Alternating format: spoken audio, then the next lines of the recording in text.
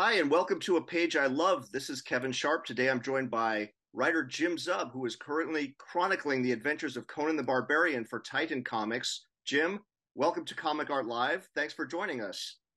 Thanks for having me. I really appreciate it.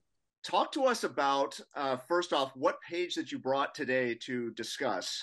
Sure. It's a key story page from one of my absolute favorite comics of all time, Doctor Strange number 55, which originally came out in 1982. This whole issue is kind of burned into my brain, but this particular sequence is extra special to me. So if we start at the beginning, how would you have first found this issue? Yeah, this would have been in my brother's comic book collection. So we were both real ardent collectors, particularly of the Marvel stuff.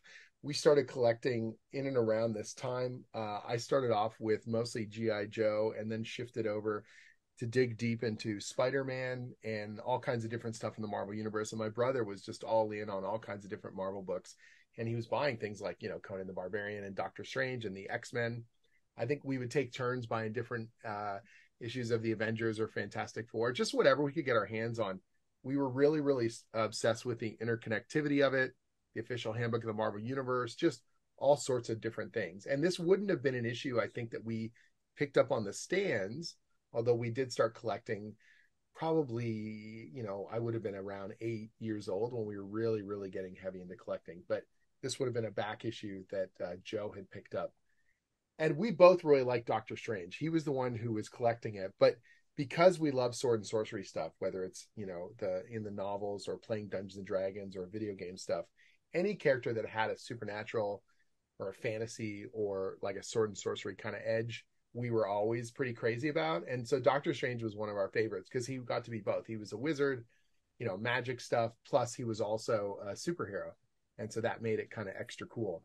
As a fan, when you start to transition from just reading particular characters, and if you become a real diehard comic fan, you start to realize particular creators are making the stories that you love best. You like it when that character is written by this writer or drawn by this artist. And Michael Golden was definitely one of those artists who made me sit up and take notice that, wait, this stuff's better. This stuff's, stronger. This is more dramatic, more amazing. Just all the way around. And every time I could get my hands on a Michael Golden illustrated issue, I knew it was going to be extra special. Whether or not I had any emotional attachment to the characters before, almost certainly by the time I was done reading that issue, I would. And then you take a character that we like, Doctor Strange, and you have a really, really amazing story. And I think what's so incredible about Doctor Strange 55, it's not a seminal issue, it's not a key, you don't have to pay big money for it. And yet, to me, as a kid, it was so impactful and so potent because it's a self-contained story. It has a beginning, a middle, and an end, all in the course of one issue. It dramatically pays off. It's beautifully illustrated, and it's right at the core of who Stephen Strange is as a character. And then this page, page 13, is sort of the fulcrum. It's like the moment before the climax. It's the big emotional payoff. It's dramatic. It's just so well realized. We've dropped away the environment completely. It's sort of Stephen Strange completely exposed emotionally and physically in this nether realm of empty blackness. And you've got a villain who has been manipulating him the entire time, playing him through these illusionary kind of worlds and playing into his foibles and his fears and the weakness that he feels because Clea has left him. And for the first time ever, the Sorcerer Supreme is not kind of holding it together in this way, or and so this character is actually done up to look like another character. He's done up to look like Dakeem the Enchanter, but spoilers on a whatever 40-year-old comic, it's actually this demon called Despair, and that's exactly what he's brought to Stephen. Is he's made him despair, he's made him lose everything. The transition between panel 3 and 4 I think is so killer because you've got this pretty unusual at the time, this panel breaking dagger, and it's ornate and it's cool, it's skeletal and freaky. I absolutely love it. Carries us down through the page, and it casts this shadow over Stephen and that one eye sort of looking out at us.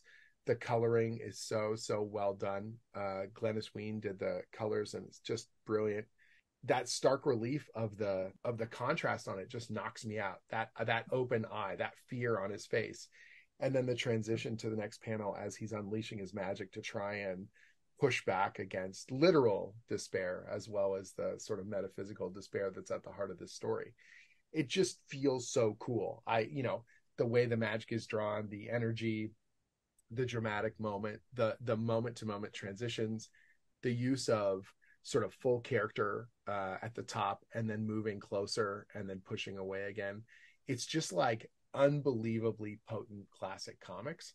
As a writer, when you look at a page like this and this comes in as a script that you wrote, what kind of reaction is there? Yeah, when you get artwork in that not only delivers on the potential of something that you imagine, but elevates it, and there's no better feeling. That, it's the pure collaborative process. It's exactly what you hope for. I'm in this very lucky spot right now where I'm working on Conan the Barbarian, one of my absolute favorite characters, Sword and Sorcery. And the artist on the series is this guy, Rob Del Torre, who is channeling just the best of that old school kind of pulp feel and elevating every single scene. And it's the dream. It's exactly what you want. It's the kind of collaboration you want. It's the kind of impact that you want to have.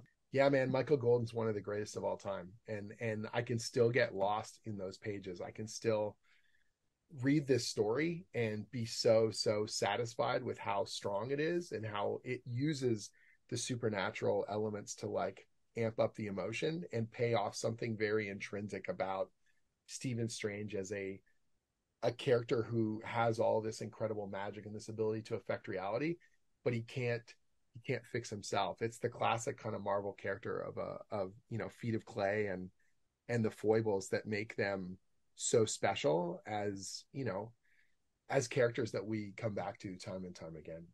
Perfect note to end on, Jim. Thank you again for joining us. For Sword and Sorcery fans, you can also find the trade paperback collection of Jim's Unbreakable Red Sonja from Dynamite. And Jim, again, thanks for joining Comic Art Live. Absolute pleasure. Thank you so much.